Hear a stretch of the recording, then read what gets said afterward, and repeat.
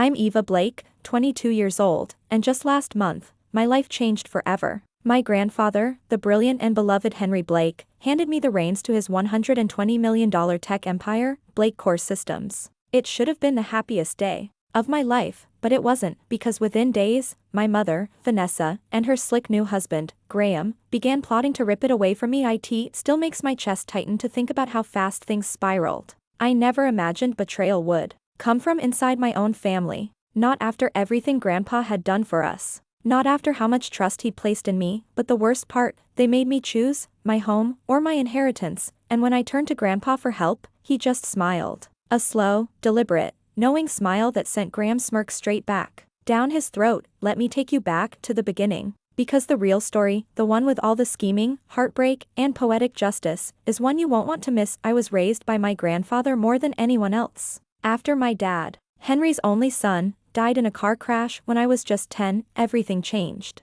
My mom, Vanessa, fell apart for a while. But soon enough, her grief transformed into distraction, shopping, social scenes, dating men who seemed to get flashier and emptier each time. Your mom grieves differently, Grandpa would explain. Gently whenever I sat waiting at another school play she never showed up for. He never criticized her outright. But the way he looked at me, quiet and apologetic, told me he wished she was more present. Grandpa Henry was a legend. He'd built BlakeCore from nothing but a basement and an idea in the early 80s. By the time I was born, the company was worth millions. By my senior year of high school, we were international, with cutting-edge software contracts and evaluation. That made Wall Street perk up, but you'd never know it meeting Grandpa. He drove a dented pickup, still preferred fountain pens, and had a worn leather chair in his office he refused to replace. Money doesn't define character, he used to say. Actions do, Evie. While my friends spent their summers at theme parks, I was at BlakeCore HQ, following Grandpa through glass-walled conference rooms, listening to product demos, learning to read spreadsheets before I could drive. The employees watched me grow up.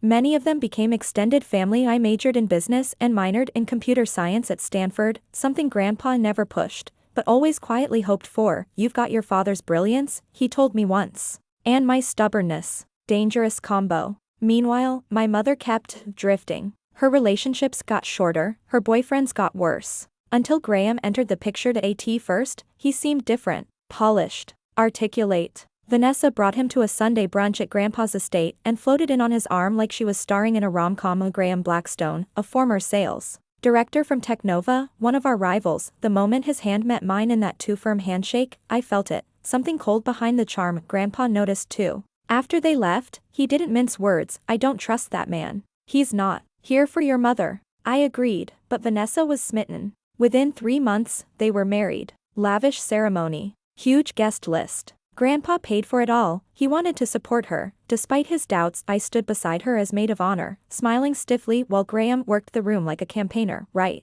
after the wedding, Graham retired from his job to focus on family. Which really meant showing up at BlakeCore events uninvited, trying to charm his way into meetings, asking staff for internal reports. IT was creepy, calculated, and transparent. Around the same time, Grandpa's health started slipping again. He'd had a mild heart attack 2 years earlier, and though he bounced back strong, the stress of watching Graham hover over his company like a hawk didn't help. That summer, I started staying late, absorbing everything Grandpa wanted to pass down. We worked out of his study, going over operations, legacy accounts, employee trusts. One night, he looked at me seriously and said, "I'm not worried about BlakeCore. I'm worried about what happens to you after I'm gone." I told him I could handle myself, but I didn't know he had already put a plan in place. My 22nd birthday arrived on a golden Saturday in early September. Grandpa insisted on hosting a party, just a small gathering. He claimed that Blake style a small, turned into a garden party with over 60 guests, close friends, trusted staff, and a few venture capitalists whose names I recognized from the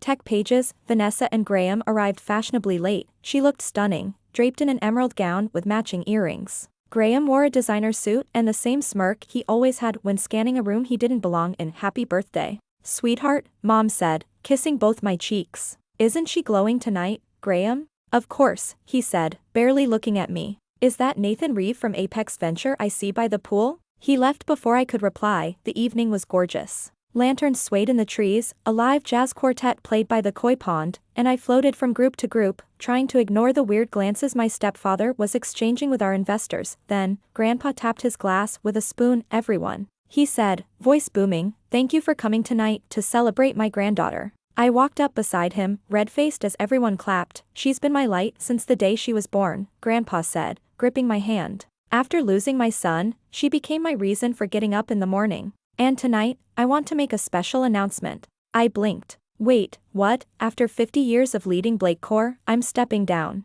Gasps. Murmurs that my mother's face twitched. Graham's jaw stiffened. I've thought long and hard about the future of this company, Grandpa continued. And there's only one person I trust to lead it forward with integrity, brilliance, and heart. He turned to me. I'm officially naming Eva as my successor and sole inheritor of my shares in BlakeCore. Silence, then, clapping. Confused. Hesitant clapping. Some cheers, but I couldn't hear any of it over the blood rushing in my ears. Vanessa froze. Graham's smile twitched into something bitter. And me? I stood beside the man who raised me, who believed in me, and knew in that moment, this wasn't a decision he made lightly. The fallout began the next morning. Vanessa showed up at the estate. While I was having coffee on the veranda. We need to talk, she said. She didn't congratulate me. She didn't smile. She looked like she was chewing glass. You don't understand what you're getting into, she began. Your grandfather's losing touch. He's not thinking clearly. That company should have come to me. I'm his daughter. You've never stepped foot in the boardroom, Mom, I said. You never even cared about BlakeCore.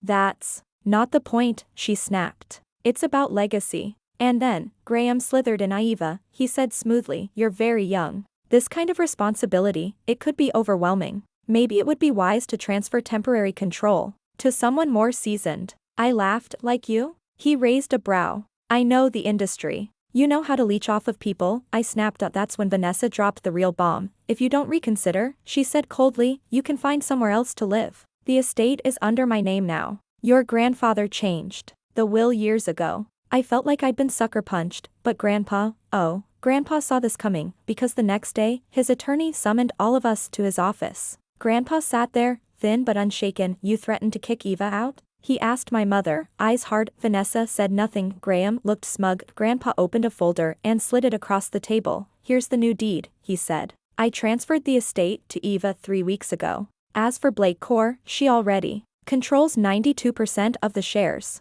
So unless you plan to launch a coup, you're done. Then he leaned back and chuckled. Just once. But it was enough to send Graham's face gray. Oh, he added. And Eva doesn't need to choose between her home and her company. She owns both now. Vanessa stormed out. Graham followed, pale and silent. But it's been a whirlwind since then. I've officially stepped into the CEO role. The staff has been incredible, welcoming, supportive, and proud. It's strange walking into rooms where people now stand when you enter. Grandpa still mentors me from home. His health is improving. Believe it or not that I asked for my mother and Graham. Last I heard, they were trying to sell a vacation property to cover legal fees. Turns out, Graham had racked up quite a bit of debt, none of which is my problem. Sometimes, I still wish things were different. I wish my mother had been proud instead of envious. I wish she had chosen family over greed. But then I remember what Grandpa always said: character isn't shown when things go right. It's shown when they go wrong. And now, every time I walk into the boardroom, I hold my head high, not just because I earned my place, but because I know I'm leading with the same integrity that built this company. Legacy isn't given.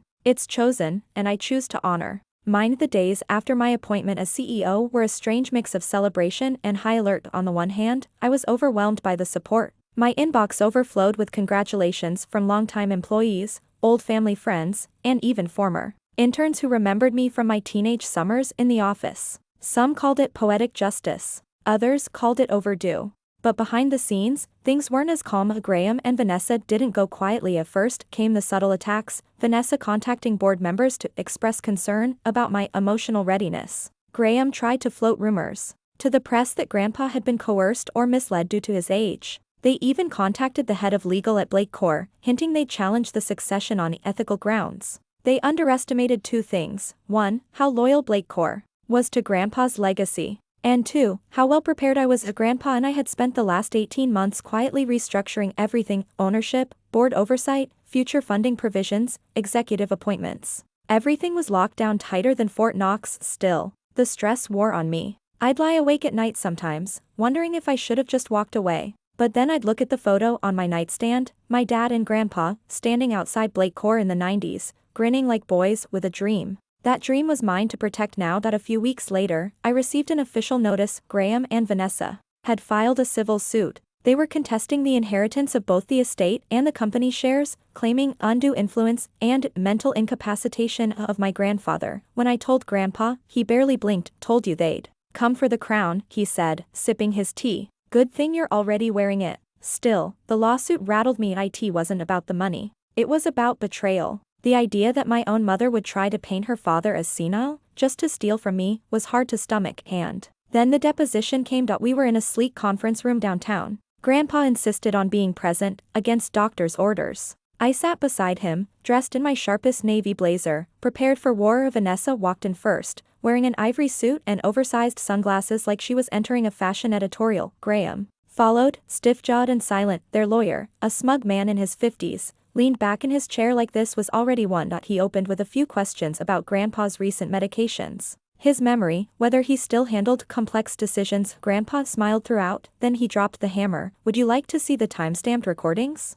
Grandpa asked. Their lawyer blinked. Excuse me? I recorded every major decision, Grandpa said. Every document, every discussion about my estate. All digitally archived, all time-stamped, all verified by my legal team and Eva's. You're welcome to view them, of course. The heir left the room, and then, he turned to Vanessa. I also recorded your visit the night you threatened my granddaughter. Her face blanched. Graham started whispering to the lawyer, clearly panicking. Grandpa leaned in, cool as ever. Withdraw the suit. Walk away. Or I'll take it public, and you'll never show your faces in this industry again. They didn't even last a full day before withdrawing the claim. After that, things got quieter. Graham vanished from social media. Vanessa retreated to some influencer-level wellness retreat in Bali, and me, I went to work. I wasn't just here to protect a company, I was here to build it into something even stronger. Within months, we launched 2 new platforms that pushed us into emerging markets. I recruited talent from underserved universities.